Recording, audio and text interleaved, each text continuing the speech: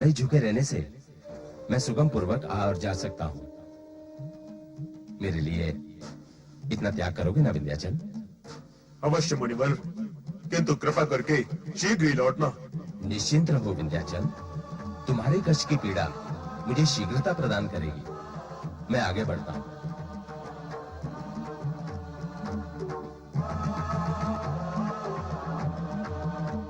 छल मेरा स्वभाव नहीं है विंध्याचल, परंतु देवाधिदेव के आदेश से लोक धर्म के नाते मुझे ये व्यवहार करना पड़ा।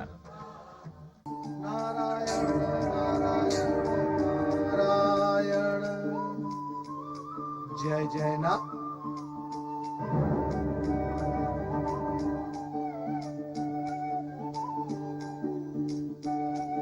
चलो नारद, कल्याण मार्ग पर आगे बढ़ो। नारायण नारायण नारायण नारायण नारायण श्रीमन नारायण नारायण नारायण। पर्वतराज, ये अभिनय की मुद्रा क्यों धारण कर रखी है? देवर्षि, ना तो मैं पर्वतराज रहा, ना अभिनय करने की मानसिकता है मुझ में। इस दुख और निराशा का कारण क्या है? और आपका ये आकार लघु कैसे हो गया? और इस प्रकार झुके झुके क्यों हो? मुनिवर, अगस्त जी का यही आदेश है, जब तक वे दक्षिण से न लौटे मैं इसी प्रकार झुका रहूं। अज्ञान की भी कोई सीमा होती है, किंतु तुम्हारा ज्ञान असीम है, असीम। विंध्याचल, तन के झुकने को झुकना नहीं कहा जाता, विनम्रता के साथ मन से झुकने को झुकना कहा जाता है। यदि तुम्हारा गर्व गल गया हो तो सीधे खड़े हो जाओ। किंतु मुनिवर का आदेश, वे क्रोधित हो जाएंगे। उनका आदेश और उद्देश्य दोनों पूर्ण हो चुके हैं, अब वो कभी लौट कर नहीं आएंगे। क्या वे लौट कर नहीं आएंगे? तो सदा के लिए मुझे इसी प्रकार झुका रहना होगा। नारायण नारायण, शब्द को नहीं विंध्यराज, अर्थ को पकड़ो, अर्थ को। मैंने तो आपके शब्दों को सत्य माना था। आपने कहा था भगवान शिव की आराधना करने से मैं सुमेरु से भी ऊंचा हो जाऊंगा। अवश्य कहा था राजन, मैंने अवश्य कहा था, किंतु उतनी ही ऊंचाई उचित होती है जो लोकहित और धर्म में बाधक न हो। मेरे पश्चात शिवजी ने भी तुम्हें अपना संतुलन बनाए रखने के लिए समझाया था, किंतु तुम नहीं माने, अपने हट पर अड़े रहे। ये हट और ऊंचा होने की महत्वाकांक्षा आप ही ने मेरे मन में जागृत की थी देवर्षि। नारायण नारायण, ये तो मेरा स्वभाव है। तीनों लोक में घूमकर मैं यही काम करता रहता हूं। इस जगत में लोभ और आकर्षण के अनेक अनेक साधन हैं। स्वार्थवश, कुटिलतावश अथवा व्यवसायवश जगत के प्राणी लोभ और आकर्षण की रचना तो करते ही रहते हैं। तो क्या हमें भी अपनी अज्ञानतावश उनके वश में हो जाना चाहिए? नारायण नारायण, अपनी सतसत विवेक बुद्धि का उपयोग करना आवश्यक नहीं। राजन, विधाता ने आकर्षण और महत्वाकांक्षा की सृष्टि की है, तो प्राणी को ज्ञान और भविष्य की चेतना भी दी है। आप धन्य हैं देवर्षि, विधाता ने आपको सोच विचार करके ही रचा है। आप मारते भी हैं और उबारते भी हैं। आप भूल रहे हैं राजन, न कोई किसी को मार सकता है न मार सकता है। प्राणी स्वयं ही अपना विधान रचता है। मेरे कहने अथवा महत्वाकांक्षा जागृत करने के उपरांत तुम्हें यह सोचना चाहिए था कि अत्यधिक ऊंचाई प्रकृति के कार्य में बाधक न हो। राजन, शिव भक्ति करके शिव कृपा पाकर अभी भी तुम वही हो जहां थे। अब ताड़ना प्रताड़ना बहुत हुआ देवर्षि, उबरने का मार्ग बताइए ना। विनम्रता से झुककर पुनः शिवाराधना करो, कल्याण होगा। नारायण नारायण नारायण नारायण नारायण। ओम नमः शिवाय, ओम नमः शिवाय, ओम नमः शिवाय, ओम नमः शिवाय।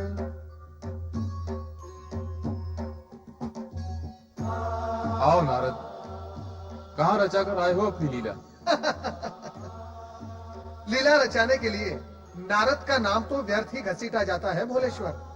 सत्य तो यह है कि लीला रचाते आप हैं। मैं तो उसका मात्र प्रचार करता हूँ। नारायण नारायण। किंतु विंध्याचल को पुनः तपस्या में लीन करने की लीला तो तुम्हारी थी ना नारद? इससे पूर्व उसे झुकाने का आयोजन भी तो आप ही का था भोलेश्वर। नारायण नारायण। वो आवश्यक था। उसका उद्धार करना भी तो आपके लिए आवश्यक था प्रभु। मैं तो केवल भूमिका बनाकर आया हूँ। नारायण नारायण।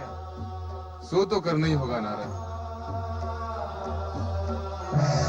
नारायण नारायण। नारायण नारायण।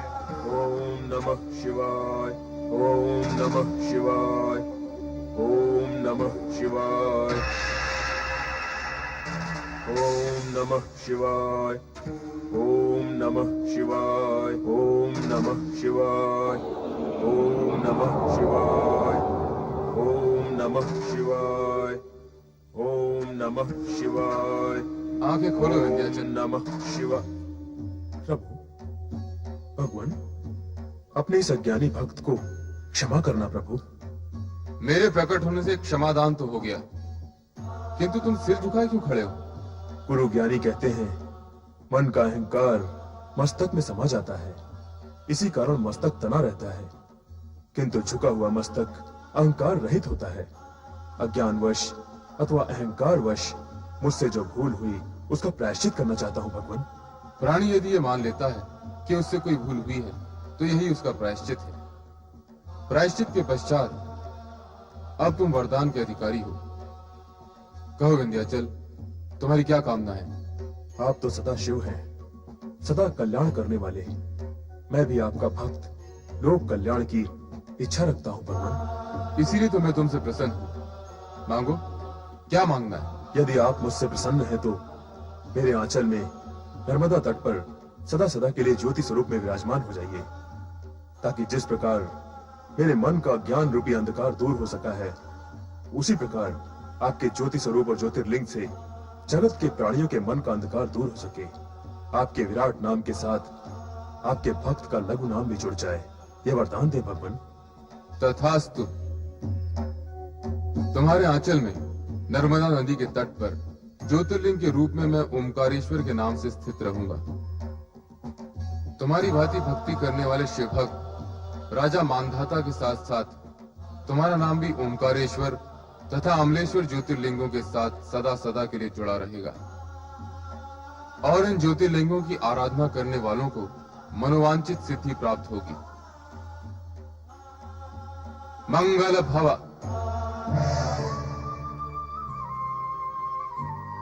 ओम नमः शिवाय।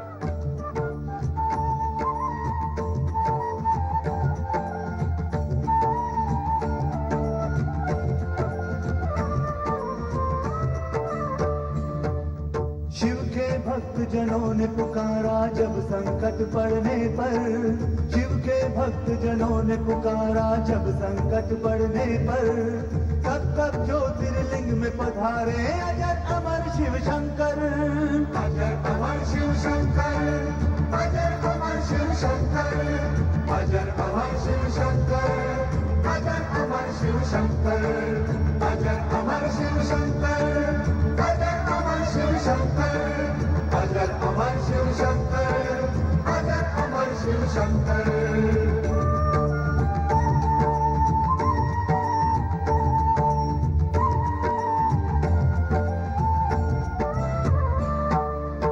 एक समय विंध्याचल पर्वत शिव की शरण में आया। साक्षात ओंकार जहाँ थे शिवलिंग वहीं बनाया। करने लगा वो शिव का पूजन तदनंतर दिन रहना। शिव शंकर जब प्रकट हुए तब खोले अपने नैना। एक ओंकार लिंग तभी दो भागों में विभक्त हुआ। शिव ज्योति परमेश्वर संज्ञा ओंकारेश्वर नाम पड़ा। ओंकार परमेश्वर ज्योतिर्लिंग के जो दर्शन पाता। मोक्ष है मिलता माँ के गर्भ में वो फिर से नहीं आता। ओंकार शिव की जय हो। ओंकार शिव की जय हो। ओंकार शिव की जय हो। ओंकार शिव की जय हो। ओंकार शिव की जय हो।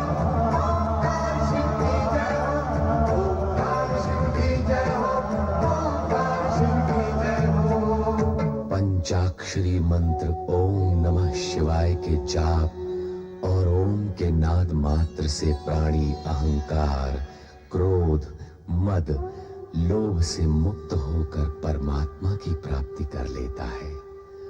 विंध्यराज के तप से प्रसन्न होकर भगवान शिव उनके समीप नर्मदा तट पर सदा के लिए ज्योति रूप में विराजमान हो गए। किंतु असुर प्रवृत्तियों के पालक तारकासुर अभी भी अपने दंभ और शक्ति में भ्रमित थे।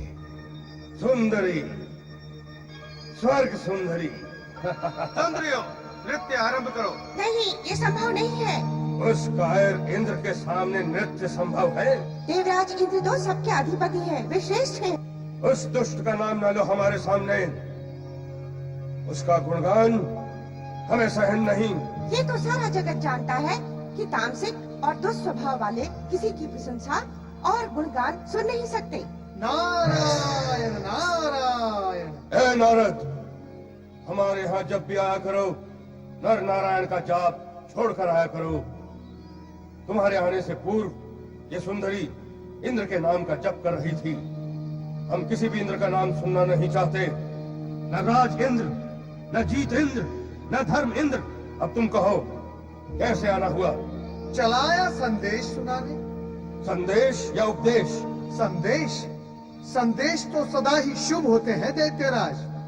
जीवन को उचित दिशा देकर सुखी बनाने के लिए होते हैं ये संदेश। सज्जन इनसे लाभ उठाते हैं और दुर्जन तो संदेश देने वाले को भी हानि पहुंचाते हैं। ए नारद, क्या क्या बोलते रहते हो तुम? हमारी बुद्धि में न समाने वाली बातें न बोला करो। बुद्धिमान की बुद्धि में तो मेरी बातें तुरंत समा जाती है दैत्यराज। न जाने आपकी बुद्धि में क्यों नहीं समाती। इसे मैं अपना दुर्भाग्य मानकर अपने आप को अभागा कहता हूँ, परंतु आपको क्या कहूँ? कुछ भी कहो, अभागा न कहना। पर तुम तो कोई संदेश कहना चाहते थे। संदेश कहूँ या उपदेश, यदि आप उसे सुनकर मान लेंगे तो आपका हित ही होगा। हित अहित का विचार मानव करते हैं, दानव नहीं। तुम कहो, क्या कहना चाहते हो? तो सुनो दैत्यराज, संदेश और उपदेश की सीमा से बाहर आकर मैं तुम्हें चेतावनी देते हुए सावधान करता हूं। यदि समय रहते आपने अपने अत्याचारों का चक्र थाम नहीं लिया तो आप और आपके वंश का विनाश होने में अधिक समय नहीं लगेगा। ए नारद, मेरे सामने खड़े होकर मेरे वंश के विनाश की बात करता है? तू मेरा विनाश चाहता है? नारायण नारायण। मेरे अथवा अन्य किसी के भी चाहने से आपका अथवा किसी के भी वंश का विनाश संभव नहीं दैत्यराज। सत्य तो यह है कि कुकर्मों का फल का नाम ही विनाश है। अब आपने जो कुकर्मों के बीज बोए हैं उसके फल तो आप ही को खाने होंगे। नारद! स्वर ऊंचा कर देने से सत्य नीचा नहीं हो जाता दैत्यराज। इस बात की आप गांठ बांध लो। सत्य तो यह है कि निर्दोष और धर्मपरायण प्राणियों पर किए गए अत्याचार से जो दुर्भावना और श्राप की आंधी उठेगी उसमें आपका सब कुछ स्वाहा हो जाएगा। मेरे स्वाहा की कामना करने वाले, मैं तुझे ही स्वाहा कर दूंगा। नारायण नारायण। कहाँ गया वो नारायण वाला? जाओ, पृथ्वीवासियों के घरों को आग लगा दो, मार डालो सबको और तब तक मारते रहो जब तक वो नारायण को न भूल जाएं। जाओ स्वर्गाधिपति तारकासुर जाओ।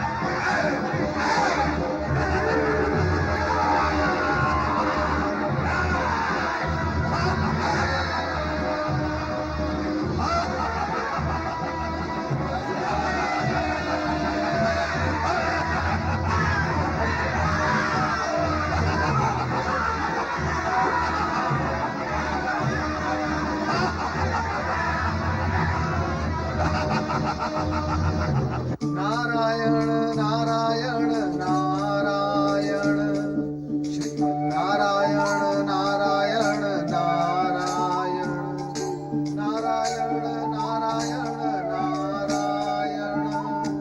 नारायण नारायण। नारद, आओ नारद, कहां से आ रहे हो पुत्र? परमपिता, मैं कहां से आ रहा हूं ये बताने से पहले मैं ये कहना चाहूंगा कि मैं यहाँ क्यों आया हूँ। बहुत ही असंतुष्ट और खिन्न लगते हो। उसका भी एक कारण है और उस कारण के मूल में आप हैं। तुम्हारे असंतोष और खिन्नता का कारण मैं? केवल मुझे ही नहीं परमपिता, संपूर्ण मानव जाति और देवगण को आपने असंतुष्ट कर रखा है। मुझ पर अपनी लीला क्यों चला रहे हो नारद? स्पष्ट कहो, क्या कहना चाहते हो? मैं आपसे केवल इतना ही कहना चाहता हूँ परमपिता कि आप बिना विचारे कुपात्रों और राक्षसों को बड़े बड़े वरदान दे देते हैं, जिससे ये राक्षस उद्दंड होकर वरदान की शक्ति का अनुचित लाभ उठाते हैं, देवों और मानवों पर अत्याचार करते हैं, न्याय नीति, दया धर्म, करुणा सत्कर्म, इन सबके तो अर्थ ही निकाल देते हैं। लगता है किसी असुर द्वारा पीड़ित होकर यहाँ आ रहे हो। परमपिता, आप स्पष्ट क्यों नहीं कहते कि आप ही के वरदान से उन्मत्त हुए उस असुर से पीड़ित होकर आ रहा हूं मैं, और उस असुर का नाम है तारकासुर। अब तो आप जान गए ना कि मैं कहां से आ रहा हूं। तारकासुर को तुमसे क्या शत्रुता हो सकती है नारद? नारायण नारायण, वही जो दुष्ट को सज्जन से होती है। देवताओं से उसकी क्या शत्रुता थी? क्यों उसने देवराज इंद्र को स्वर्ग से भगाया? क्यों वो देवताओं के पीछे लगा हुआ है? क्यों वो पृथ्वीवासियों पर अकारण अत्याचार करता है? क्या कारण है उसके इन सब उत्पातों का? उसकी दुष्टता, उसकी तामसिकता, उसकी असली वृत्ति, उसका उद्दाम अहंकार। ऐसे नीच प्राणी किसी कारणवश किसी के शत्रु नहीं होते, वो तो अकारण ही शत्रु हो जाते हैं। यदि कोई कारण होता भी है तो अत्यंत समुचित। अर्थात कारण तुमने उसे दिया। परमपिता, दुष्ट को अपनी दुष्टता त्यागने के लिए कहना उसकी दुष्टता को अधिक विकराल बना देता है। मैंने तो तारकासुर से केवल इतना ही कहा कि वो पृथ्वीवासियों पर अत्याचार न करें, अन्यथा इसके परिणाम अशुभ होंगे। बस इतना सुनते ही उसकी भ्रिकुटी तन गई। मैं वहां से भाग निकला। आप हंस रहे परमपिता? हंस ले, किंतु इतना ध्यान रहे, यदि वो आज मुझ पर क्रोधित हो सकता है तो कल आप पर भी हो सकता है। नहीं नारद, ऐसा कभी नहीं होगा। तारकासुर की शत्रुता देवगणों से सत्ता और अधिकार को लेकर है। वो ब्रह्मा, विष्णु और महेश से कभी शत्रुता नहीं रखेगा। परमपिता, तो फिर पृथ्वीवासियों से उसकी क्या शत्रुता है? वो उन पर दिन प्रतिदिन अत्याचार क्यों करता है? ये उसका उन्माद है। नहीं परमपिता, आपके वरदान से उत्पन्न अधिकार और सत्ता का उन्माद है ये। न आप उसे वरदान देते, न इस उन्माद का जन्म होता। परमपिता, यह असुर तपस्या करते हैं केवल वरदान प्राप्त करने के लिए, ताकि उससे प्राप्त शक्तियों का दुरुपयोग कर सके। एक अथवा दो उदाहरणों को छोड़कर इस जगत में ऐसा हुआ ही कौन है जो शक्ति को पचा सके, और भविष्य में भी इसके होने की कोई संभावना नहीं। भविष्य में पापात्माओं का पांव दबाने वाले भी अपने आप को शक्तिमान बनाते हुए अपनी शक्ति का दुरुपयोग करने से चूकेंगे नहीं नारद। किंतु नारद, तारकासुर को वरदान अकारण प्राप्त नहीं हुआ। उसने तप किया था। ब्रह्मदेव, तब तो मैंने, मेरे पिता और पितामह ने भी किया है, किंतु हमें वरदान का फल आज तक प्राप्त नहीं हुआ। ये स्वर तो पहचाना सा है। हाँ, यह भागीरथ का स्वर है। ब्रह्मदेव, मैं आपसे वरदान मांगने के लिए युगों से तपस्या कर रहा हूँ। मुझ पर कब प्रसन्न होंगे देव? दर्शन दो। परमपिता, भगीरथ आपको पुकार रहा है। अनेक बार पुकार चुका है। फिर भी आपने अभी तक उसकी पुकार का उत्तर नहीं दिया। असुरों की तपस्या एवं पुकार पर तो आप शीघ्र प्रसन्न हो जाते हैं, फिर भगीरथ जैसे तपस्वी को आप क्यों तड़पा रहे हैं? राजा भगीरथ के पूर्वजों ने भी तपस्या करते करते अपने प्राणों को त्याग दिया, किंतु उनकी तपस्या का भी आपने फल नहीं दिया। ये पक्षपात क्यों परमपिता? विधि के विधान में पक्षपात जैसा कुछ भी नहीं है नारद। प्रत्येक कार्य पाप और पुण्य के गणित पर आधारित होता है। तारकासुर के पूर्वजों का कर्म पृष्ठ अलिखित और पाप से शून्य था, जबकि भागीरथ के पूर्वजों का कर्म लेख पुण्य से शून्य और पाप से पूर्ण था। तुम स्वयं इस सत्य का अवश्य जानते होंगे और यह भी जानते होंगे कि प्रत्येक कार्य का अपना निश्चित दिवस होता है, समय होता है, और भागीरथ की कामना पूर्ति करने का समय भी आ गया है। नारायण नारायण। हे सृजधार, हे सृष्टि के रचनाकार ब्रह्मा जी, क्या मुझे भी अपने पूर्वजों की भांति तपस्या करते करते अपने प्राणों का बलिदान करना होगा? क्या मुझे आपकी कृपा और आशीर्वाद की प्राप्ति नहीं होगी? हे परमपिता, आज मैं आपके दर्शन करूंगा, अन्यथा अपने पूर्वज, पिता और पितामह की भांति आपका स्मरण करते करते इसी स्थान पर अपने प्राण त्याग दूंगा। दर्शन दो ब्रह्मदेव, दर्शन दो, दर्शन दो ब्रह्मदेव, दर्शन दो, दर्शन दो, दर्शन दो ब्रह्मदेव, दर्शन दो, दर्शन दो, दर्शन दो ब्रह्मदेव, दर्शन दो, दर्शन दो, दर्शन दो, अन्यथा आपका ये भक्त इस जगत से चला। ब्रह्मदेव। भगीरथ, अहो भाग्य, अहो भाग्य। भगीरथ, हम तुम्हारी तपस्या से प्रसन्न हुए। मांगो, वरदान मांगो। अहो भाग्य देव, अहो भाग्य। आपके दर्शन पाकर मेरे प्राणों में नवीन चेतना का संचार हुआ है प्रभु। आज विश्वास हुआ है कि मेरा जीवन सफल हो गया, सफल हो गया प्रभु, सफल हो गया। तुम्हारा तप सफल हुआ भगीरथ, किंतु ब्रह्मदेव, मेरे पितामह अंशुमन और मेरे पिता राजा दिलीप की तपस्या आपने सफल और सार्थक क्यों नहीं की प्रभु? उनका क्या दोष था, क्या अपराध था कि ना तो आपके दर्शन मिले और ना ही आपका वरदान प्राप्त हुआ प्रभु? उनकी तपस्या व्यर्थ क्यों गई प्रभु? यह तुम्हारा भ्रम है राजा भगीरथ। तपस्या कभी भी किसी की व्यर्थ नहीं जाती। ना तो अतीत में ऐसा हुआ है और ना भविष्य में कभी ऐसा होगा। तुम्हारे पिता और पितामह ने जो तपस्या की है वो व्यर्थ नहीं जाएगी। तो वो आपके दर्शन और आपके वरदान से वंचित क्यों रह गए भगवान? भगीरथ, यदि तीर्थ स्थल दूर हो और यात्रा लंबी हो तो उसे पूर्ण करने में समय लगता है। ठीक उसी भांति जैसे कि पाप की गठरी बड़ी और भारी हो तो उसे खोलने और बिखेरने में समय लगता है। मेरा अभिप्राय समझ रहे हो ना भगीरथ? नहीं ब्रह्मदेव, मैं कुछ समझा नहीं। प्रयत्न करो। ज्ञान और समझ से प्राणी सत्य के समीप पहुंचता है, और सत्य यह है कि पूर्वजों के सत्कर्मों का पुण्य और दुष्कर्मों का पाप उनकी संतान को प्राप्त होता है। तुम्हारे पिता और उनके पितामह के पूर्वजों ने जो दुष्कर्म किए उसका दुष्परिणाम तुम्हारे पिता और पितामह को भुगतना पड़ा और उनकी तपस्या सफल नहीं हुई।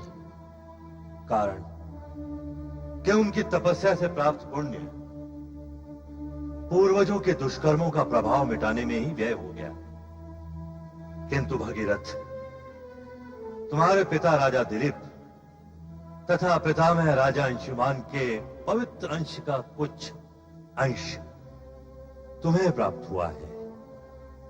इस हेतु उनकी तपस्या का सुफल अब तुम्हें प्राप्त होगा। ब्रह्मदेव, क्या ऐसा भी होता है? पूर्वज और पिता के पुण्य और पाप का फल संतान को प्राप्त होता है? ऐसा ही होता है भगीरथ। यह प्रकृति का अटूट नियम है और तुम्हारे वंश में घटी घटनाएं इस अटूट नियम का प्रत्यक्ष प्रमाण है। जो व्यक्ति इस अटूट नियम से परिचित होता है वो कभी दुष्कर्म नहीं करता, कारण कि उसे ज्ञात होता है कि उसके दुष्कर्म उसकी संतान के प्राणों पर भारी होंगे। किंतु जिन्हें नियमों का ज्ञान नहीं होता है वे दुष्कर्म करके अपनी संतान के भविष्य को स्वयं ही कष्टों के अंधकार में धकेल देते हैं। तुम्हारी ये तपस्या इस सत्य को जगत के सामने उदाहरण बनाकर रहेगी और तुम्हारी तपस्या का पुण्य युग युगों तक तुम्हारी संतान को प्राप्त होगा। तो ब्रह्मदेव, प्रकृति का यह अटूट नियम क्या युगों तक चलता रहता है? निश्चित रूप से चलता है भगीरथ, प्रलय तक तथा प्रलय के पश्चात, उसके पश्चात के प्रलय तक। किंतु भगीरथ, आने वाले कलयुग में प्राणी इस नियम पर विश्वास न करते हुए अपने कुकर्मों में लिप्त होकर अपनी संतान के भविष्य को कष्ट में डाल देंगे।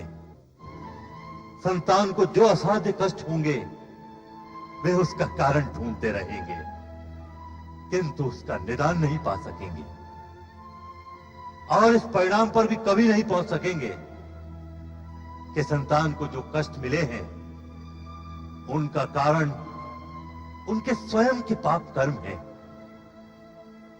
जो प्राणी इस सत्य और नियम का ज्ञान और ध्यान रखते हुए सत्कर्म करेगा उसकी संतान भी सुख और समृद्धि से पूर्ण होगी।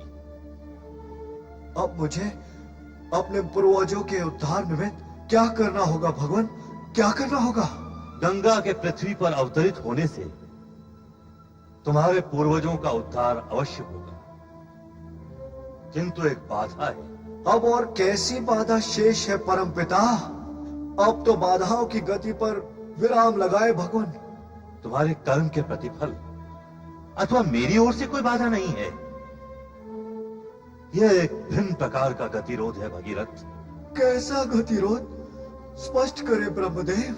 तुम अपने उन पूर्वजों का उद्धार करने के इच्छुक हो जो कपिल मुनि के श्राप से भस्म होकर राख का ढेर बन गए थे। तुमने, तुम्हारे पिता ने और तुम्हारे पितामह ने मेरा तप किया। तुम तीनों ने ही मेरा तप करके मुझे प्रसन्न करने की चेष्टा की, पर तुम्हारे पूर्वजों का उद्धार तो गंगा के पवित्र जल से होगा। तो क्या अब मुझे माँ गंगा की आराधना करनी होगी? उत्तम तो यही होगा। यह भी उत्तम ही है ब्रह्मदेव। आप जगत के सृजनहार हैं। माँ गंगा स्वर्ग में वास करती है। सभी देव देवियां आपसे संबद्ध और आप ही में समाविष्ट हैं। आपके सम्मुख नथ, ये मस्तक माँ गंगा की आराधना में भी नथ ही है। स्वीकार करे भगवान, मैं तो कोई अंतर या भेद नहीं समझ रहा परमपिता। भेद न होते हुए भी इतना स्पष्ट समझ लो भगीरथ कि गंगा श्री हरि विष्णु के चरणों में वास करती है। अतः इस विषय में श्री हरि विष्णु की आज्ञा आवश्यक है। उसके पश्चात मूल बाधा है गंगा के पृथ्वी पर अवतरण की। उसे इस पृथ्वी पर केवल भगवान शिव शंकर ही अपनी जटाओं में धारण कर सकते हैं। अतः तुम्हें सर्वप्रथम इस कार्य के लिए शिव शंकर को मनाना होगा। अवश्य मनाऊंगा।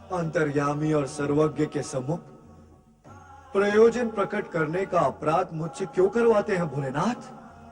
मेरी तो इच्छा मात्र यही है भगवान कि मेरे पूर्वजों का उद्धार करने के पश्चात माँ गंगा धरती को उर्वरा और शस्य श्यामला बना दे, साथ ही साथ पापियों का भी उद्धार करे प्रभु। ऐसा ही होगा भगीरथ। इसके लिए आपको गंगाधर का रूप धारण करना होगा भगवान। माँ गंगा को पृथ्वी पर स्थिर करने के लिए आप उन्हें अपनी जटाओं में धारण करेंगे, तभी मेरे पूर्वजों के उद्धार के कार्य को गति प्राप्त होगी प्रभु। प्रतीत ऐसा होता है कि पूर्वजों के उद्धार से अधिक तुम मानव जाति के कल्याण के लिए चिंतित हो। ऋषि मुनियों की वाणी से यही सत्य ग्रहण कर सका हूँ भगवान कि अपने कल्याण की कामना हो तो जगत के कल्याण की कामना करो। शाश्वत सत्य भी यही है। तो हे कल्याण करता भोलेनाथ, मेरा और जगत का कल्याण करो प्रभु, कल्याण करो। संपूर्ण जगत के प्रति शुभ और सद्भावना रखने वाले का कल्याण अवश्य होता है भगीरथ। हम गंगा के वेग को स्थिर करके उसके पावन जल से तुम्हारे पूर्वजों का उद्धार कराएंगे। पतितों का पाप हरने के कारण गंगा पतित पावन कहलाएगी। उनकी कृपा होगी तो अवश्य ऐसा ही होगा प्रभु। मुझे आपकी कृपा और आशीर्वाद तो प्राप्त हो ही गया है। अब माँ गंगा से निवेदन कर उन्हें भी मना लूंगा प्रभु, उन्हें भी मना लूंगा। इस हेतु ब्रह्मा जी प्रयत्न कर रहे हैं। श्री हरि विष्णु से चर्चा के पश्चात उन्होंने गंगा को इस कल्याणकारी कार्य हेतु बुलाया है। तुम निश्चिंत रहो भगीरथ। प्रभु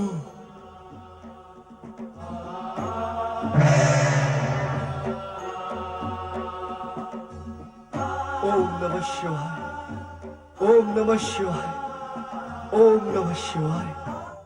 ओम नमो भगवते वासुदेवाय। आज्ञा करे श्री हरि, आपने बुलाया और मैं उपस्थित हूँ। मैंने तुम्हें एक विशेष प्रयोजन से बुलाया है। प्रयोजन विशेष हो अथवा साधारण, आपने स्मरण किया तो मुझे उपस्थित होना ही है। आपकी आज्ञा का पालन करना ही है। आज्ञाकारिता की ये पवित्र भावना आज्ञा सुनने के पश्चात भी बनी रहे तो सभी का कल्याण होगा।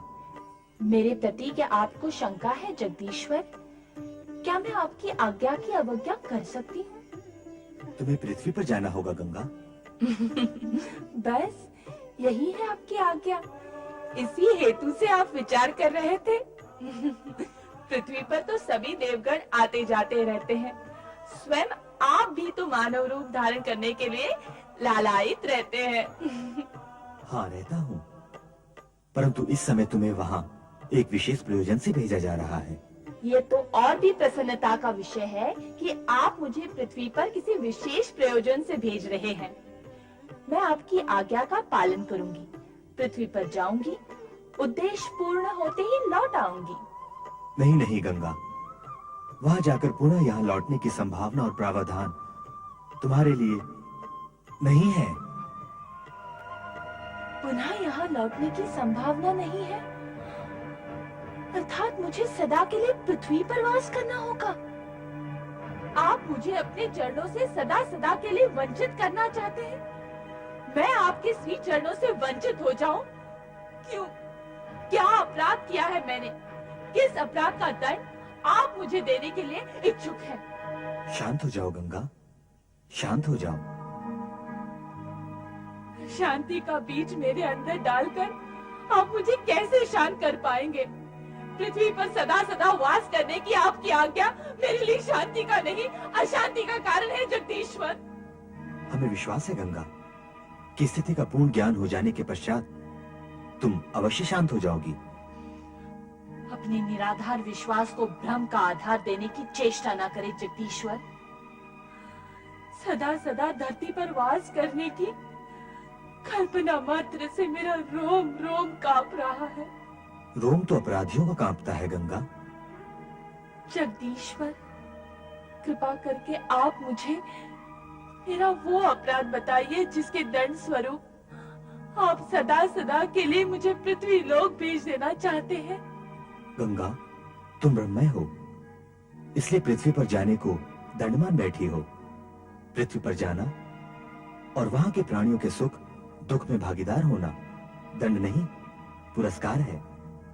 और अभी अभी स्वयं ही तुमने ये स्वीकारा है कि मैं भी पृथ्वी पर जाने के लिए लालायित रहता हूँ। अवश्य कहा है, किंतु स्थायी रूप से आप भी वहां कभी निवास करना नहीं चाहेंगे। लक्ष्य पूर्ण होने पर पुनः लौटना अवश्य होगा।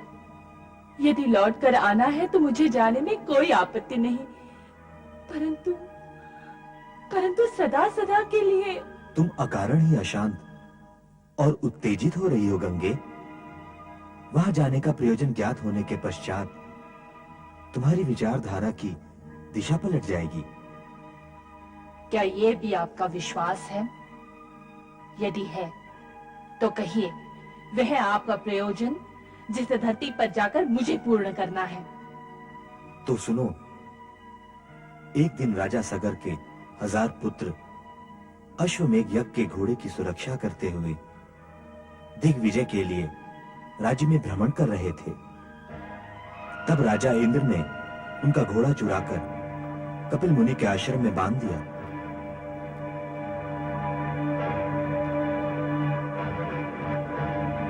यहाँ तो अश्वमेघ यज्ञ का घोड़ा कहीं दिखाई भी नहीं देता। अरे ये तो किसी ऋषि मुनि का आश्रम लगता है। हमारा अश्व आश्रम में क्यों आएगा? हमें पता है कि आश्रम है।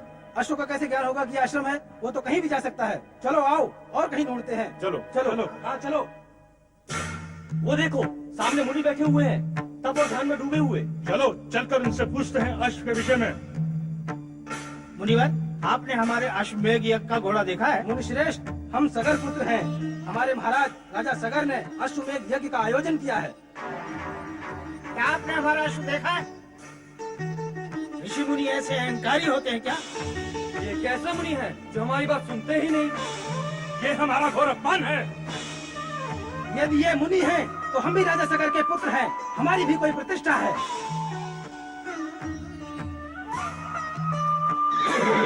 अरे देखो देखो, वो रहा अश्वमेघ का घोड़ा। अच्छा, तो हमारा अश्व यहाँ बांध रखा है इस मुनि ने। ये मुनि नहीं, चोर है, चोर। ये ठग है, ठग। मुनि का ढोंग रचाकर ये चोर यहाँ ऐसे बैठा है जैसे पकड़ में नहीं आएगा। ये चोर है, ठग है, ढोंगी है। इस दुष्ट को दंड मिलना ही चाहिए।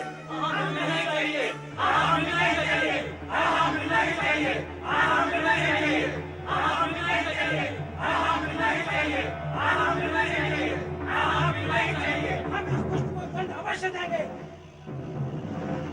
दुष्टो, तुम मुझे दंड दोगे? मैं तुम्हें अभी भस्मीभूत किए देता हूँ।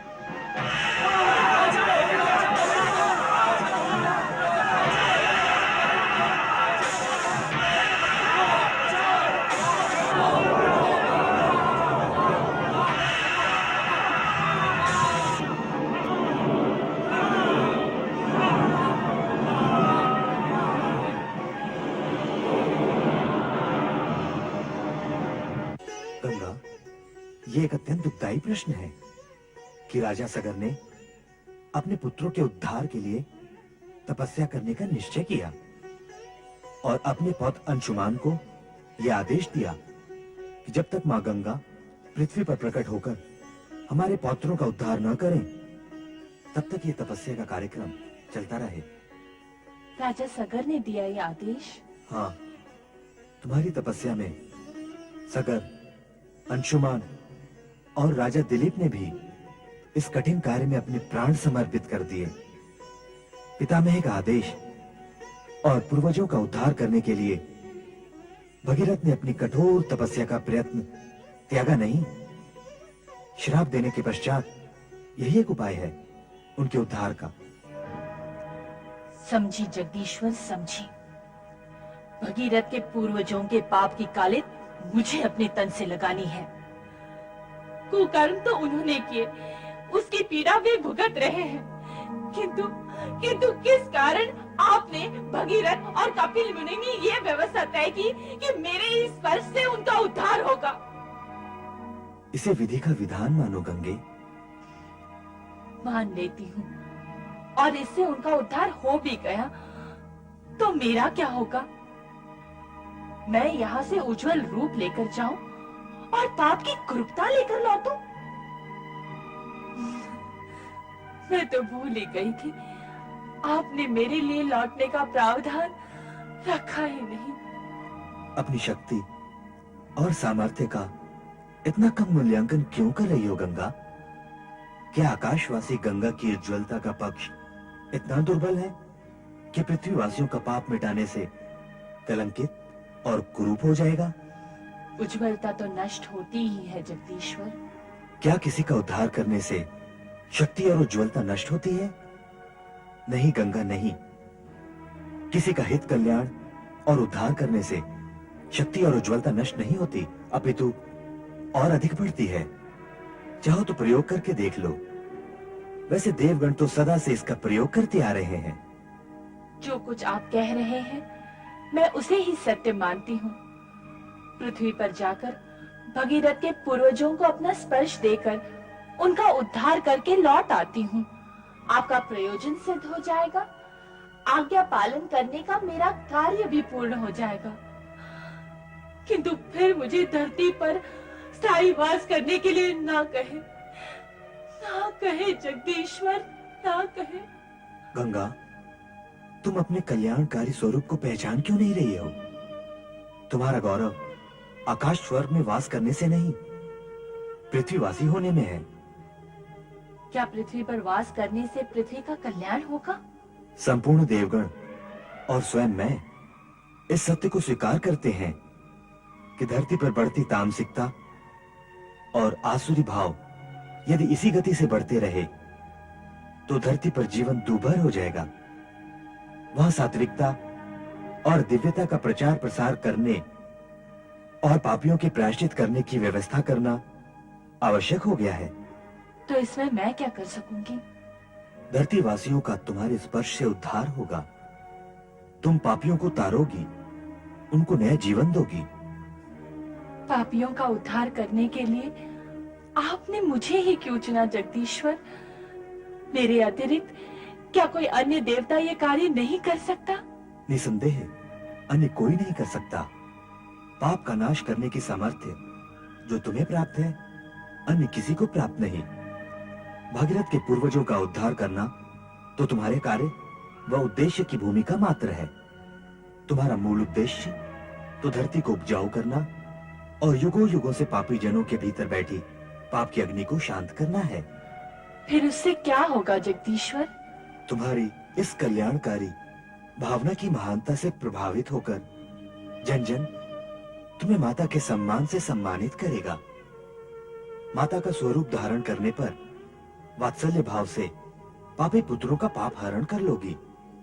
तुम्हारे इस मातृत्व रूप के कारण पृथ्वी पर चहुओं ओर सदा तुम्हारी जय जयकार होगी। मेरी आज्ञा मानो गंगा और पृथ्वीवासियों की माता बनकर उनका कल्याण करो। भगीरथ, बुलाओ गंगा को।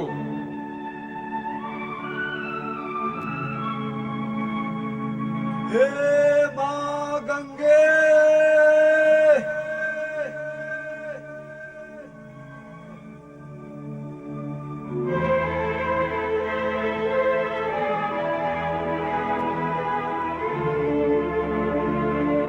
हे मां गंगे,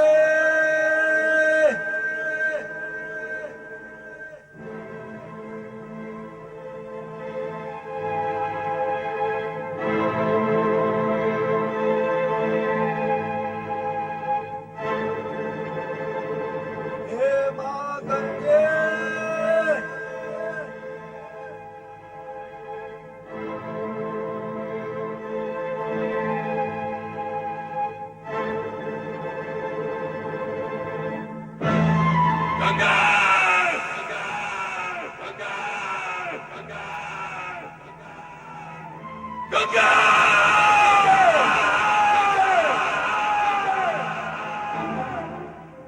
सुना तुमने? तुम्हारे अप्रिय वचन सुनकर शिव जी ने क्रोधित होकर जो ओंकार भरी तो तीनों लोग कंपित हो गए। तुम्हें उनकी शक्ति का अनुमान हुआ? तो ये शिवजी की हुंकार थी? हाँ, शिव जी की शक्ति का मूल्यांकन नहीं किया जा सकता।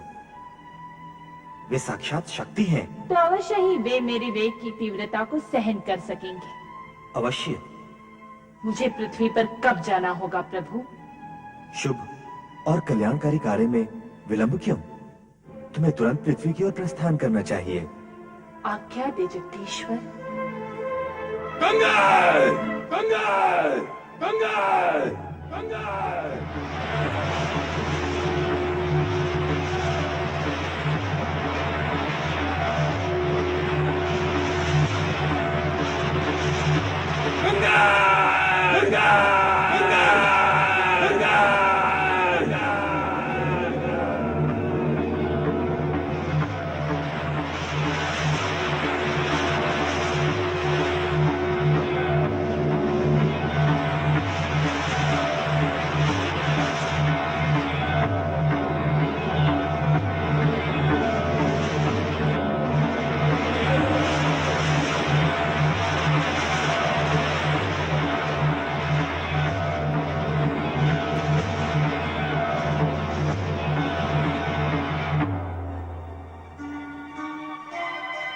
तुम्हारा ये तीव्र वेग तुम्हारे अहंकार का परिचय दे रहा है गंगा। इसे नष्ट करना ही उचित होगा।